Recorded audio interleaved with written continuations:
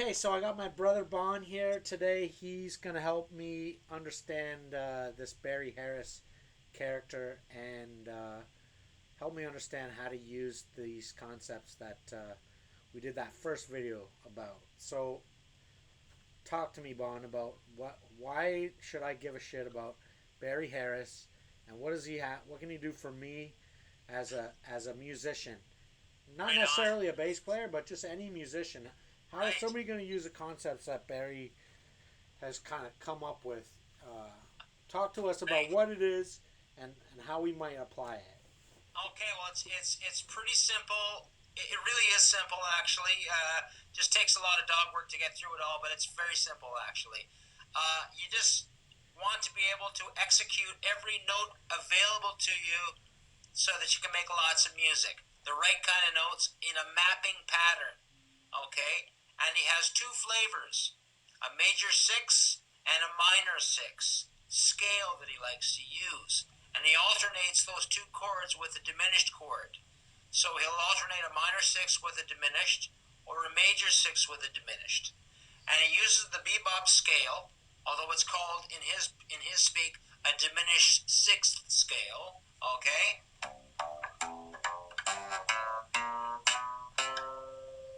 Okay, kind of thing. And for the tonic, he's going to use the six. I'll use a C6. Going to use a C6 for your tonic and a diminished for your all your other colors. Okay, in various slashing formats. So you're going to use C6, D diminished, C6 with an E in the bass, diminished with an F in the bass. Okay, C6 with a G in the bass, a diminished with a G sharp in the bass, a 6 with an A in the bass, a diminished with a B in the bass, and you're back home again to a C6. So that's a C6 major alternating with the diminished. That's one. The other one is the minor 6 one. So you're going to use minor 6, I'll use C again. Minor 6 on the tonic, diminished on the second, and then version of the minor 6 on the third. Okay, minor third, obviously. A diminished on the fourth. Okay, minor on the fifth. Sorry. Diminished on the flat six. Okay, minor 7 flat 5 on the fifth. Okay, diminished on the seventh, and you're back home to the minor 6. So these two flavors, minor 6 alternating with the diminished, or the major 6 alternating with the diminished, give you access to every chord you're ever going to come across when you're looking for ways to glue a million note options between two chords that are already there. You just didn't know they were there. And it's what the piano players can all do. They knew this way back in the 30s, and the big band arrangers used this trick. Okay? So, for C major, let's say you have a bar of music or 2 bars of music, and you're looking for a really nice lick to go on a C major. Just go to the C major 6 diminished scale, and you have tons of options available to you, okay? Any of them will work, just even the notes. Listen to how the notes of a C6 diminished sound. I'm going to play the root note with its soprano note.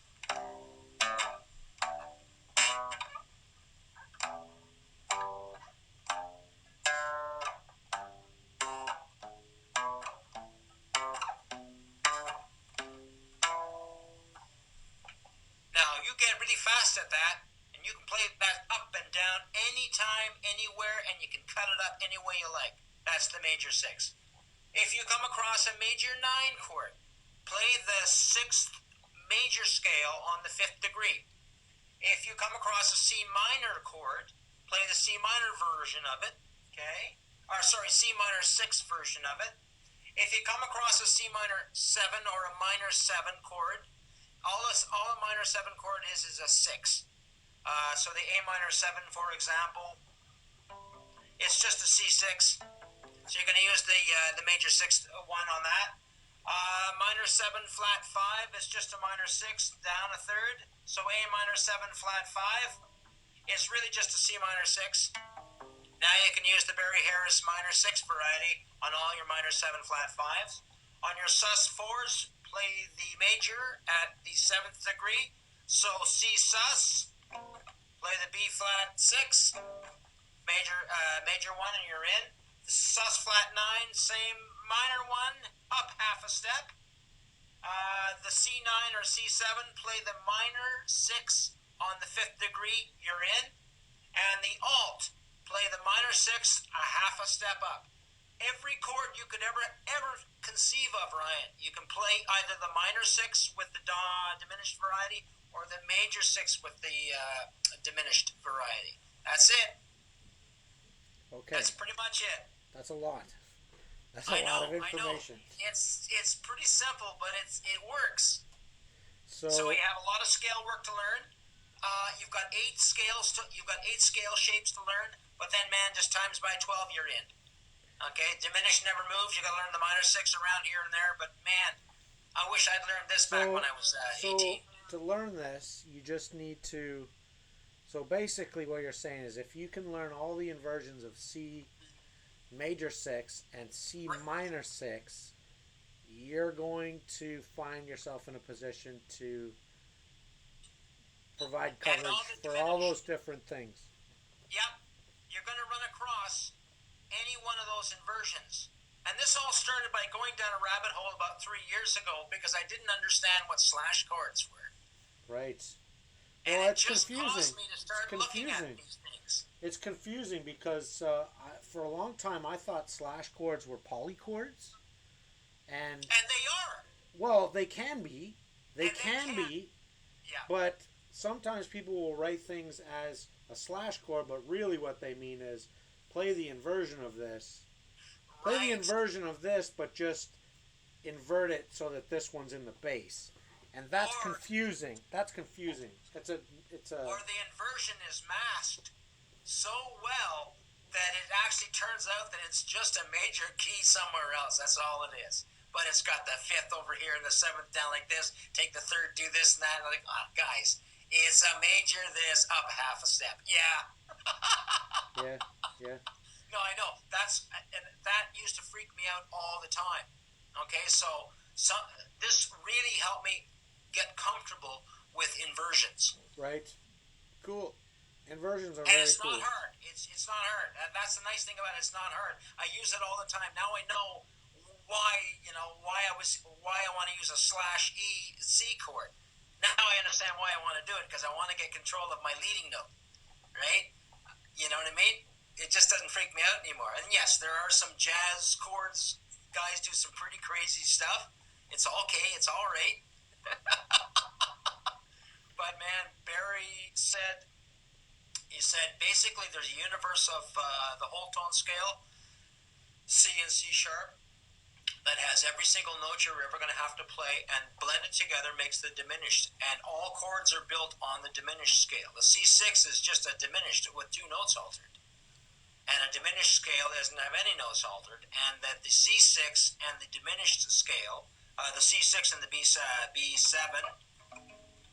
is those 2 chords I just played have every conceivable function available to you in all 188 keys on the piano. Function. Now the piano has 88 keys up and down, but it really goes through its cycle of an octave and it's done its function. So that's what I've sort of learned from it, is because we cover every single note and every single facet it's ever going to be, right now we can play all the chords and notes that are available to us that were always there anyway. Someone's going to play them. Might as well be you. Okay. You know, like I was even playing, and I'll be done here. I was even playing like the chords that I've glued in between, going from an A minor to a D7. Okay.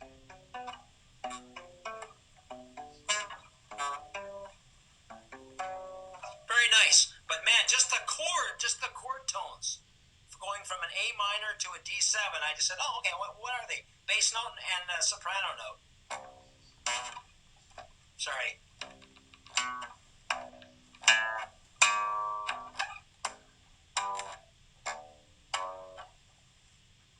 Now I'm slowing it all down so I can hear it myself, but all of me.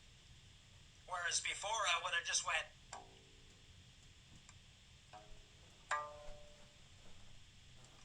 A minor to a D, nothing wrong with that, or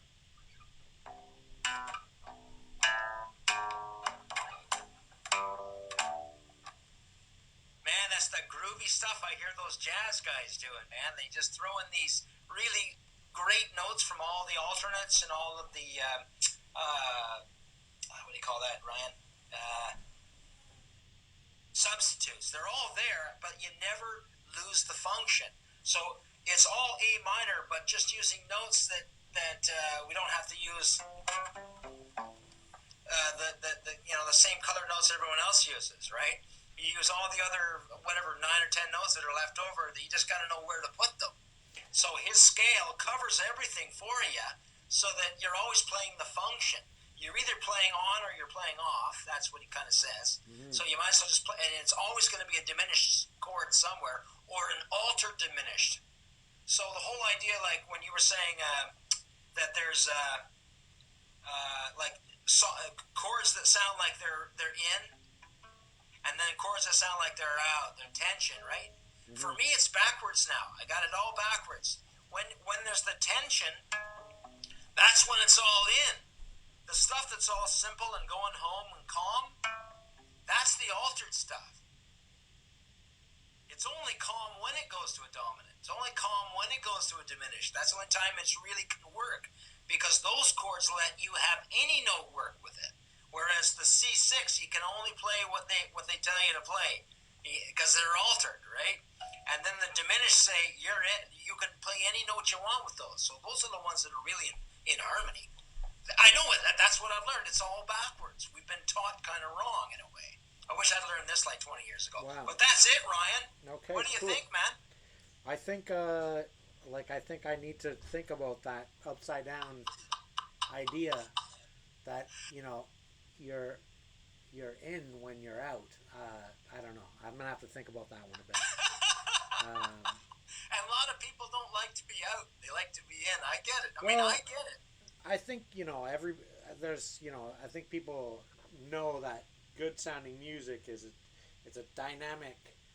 You've got restful sounds and you've got unrest, and it's with that balancing act that you create interest, right?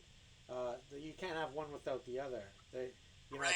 If you just play diminished, all diminished, it's all tense, so therefore it's all plain.